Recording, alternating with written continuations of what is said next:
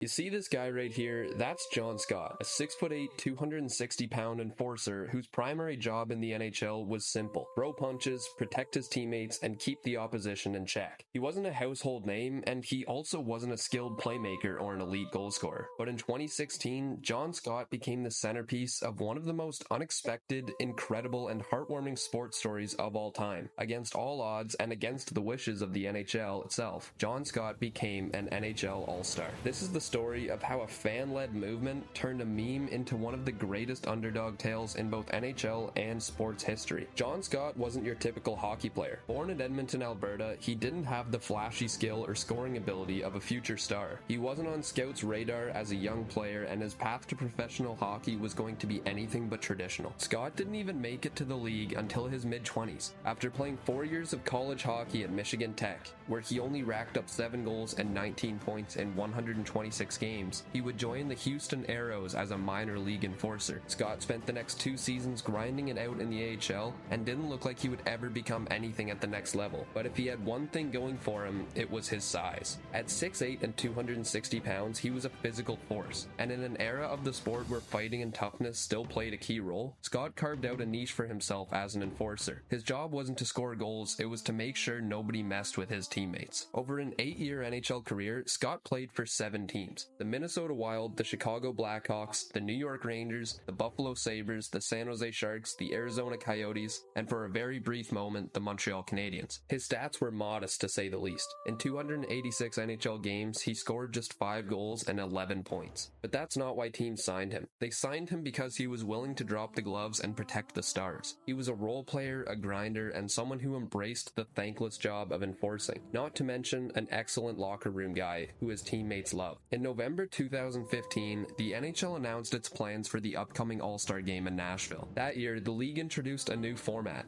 a 3-on-3 tournament featuring 4 teams, 1 for each division. Fans would vote for the captains of each team, giving them a say in who would represent their favorite players. It was supposed to be a fun way to engage fans and highlight the league's biggest stars, but sometimes the best plans go hilariously off script. I think you can see where I'm going with this. Enter the Marek vs. Wyshynski podcast. Hosted by Jeff Marek and Greg Wyshynski, the podcast was a go-to for hockey fans who loved offbeat discussions and irregular topics. In one particular episode, they jokingly suggested, what if fans voted for John Scott to be an NHL All-Star captain? At the time, Scott was playing for the Arizona Coyotes.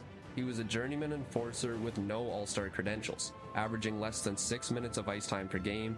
The idea of him captaining the Pacific Division at the NHL All-Star Game was absurd, yet hilarious. And if we know one thing, the internet loves absurdity. What started as a joke quickly turned into a full-blown movement. Fans across social media rallied behind the idea, using the hashtag #VoteJohnScott to spread the word. Reddit threads popped up encouraging people to cast their votes, and Twitter lit up with memes and jokes about Scott's All-Star campaign. For fans, it wasn't just about voting for Scott, it was about challenging the NHL's narrative. The league wanted the All-Star Game to be a polished showcase of its best players. Fans wanted to remind them who really held the power, and sometimes the best show is the one least expected. As a result, the votes began to pour in. By December, John Scott was leading the Pacific Division in fan voting. Not only that, but he was also leading the entire NHL. Let that sink in for a moment. John Scott, a player with 5 career goals, was getting more votes than superstars like Sidney Crosby, Alex Ovechkin, and Patrick Kane. The NHL was in disbelief. This wasn't how the system was supposed to work, but the fans had spoken loud and clear. They wanted John Scott at the NHL All-Star Game. The league's reaction to the hashtag #VoteJohnScott campaign was, to put it mildly, less than enthusiastic. According to Scott, NHL officials reached out to him and tried to pressure him into stepping down. In a now infamous conversation, they allegedly asked, "Do you think this is something your kids would be proud of?" Scott was understandably taken aback. He didn't ask for this. He hadn't campaigned for himself, but he also knew that fans had gone out of their way to vote for him, and he wasn't about to let them down. Then, just weeks before the All-Star Game, things took a dramatic turn. Scott was traded from the Arizona Coyotes to the Montreal Canadiens. Within days, Montreal sent him down to their AHL affiliate, the St. John's IceCaps. For context, players in the AHL are not eligible to be voted into the NHL All-Star Game. The timing of the the trade raised eyebrows. Many fans believed it was an orchestrated attempt by the league to disqualify Scott from participating in the All-Star game, because how important was it really for Montreal's farm team to gain an enforcer, and more specifically John Scott?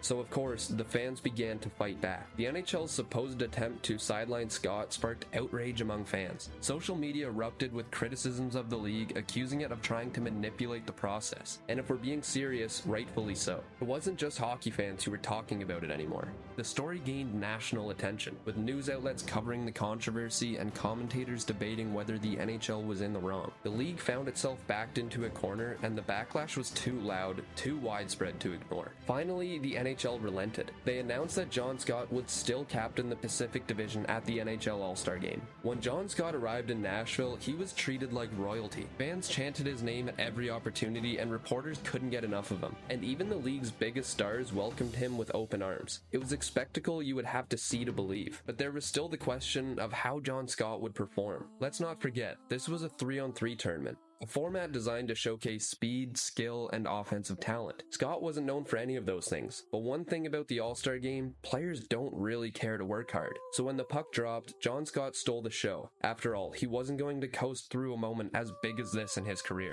In the semifinal game, he scored 2 goals. The crowd went wild. His teammates mobbed him in celebration. By the end of the night, Scott wasn't just a participant, he was the star of the event. And looking back on it, he was the main player to get eyes on the game, even if it wasn't in the most conventional way. The Pacific Division went on to win the tournament, and when it was all over, fans voted John Scott as the NHL All-Star Game MVP, a perfect ending to an excellent story. After the All-Star Game, John Scott retired from professional hockey, but his story didn't end there. He wrote a book titled A Guy Like Me, Fighting to Make the Cut, which chronicled his journey from enforcer to All-Star. He became a beloved figure in hockey circles, appearing on podcasts, giving interviews, and reflecting on his incredible experience. Scott's story also forced the NHL to rethink the All-Star voting system. The league eventually changed the rules to prevent another fan-driven campaign like this one, but no rule change could erase the memory of what he had accomplished. So what does John Scott's story teach us? It's a reminder that sports are about more than just skill and stats.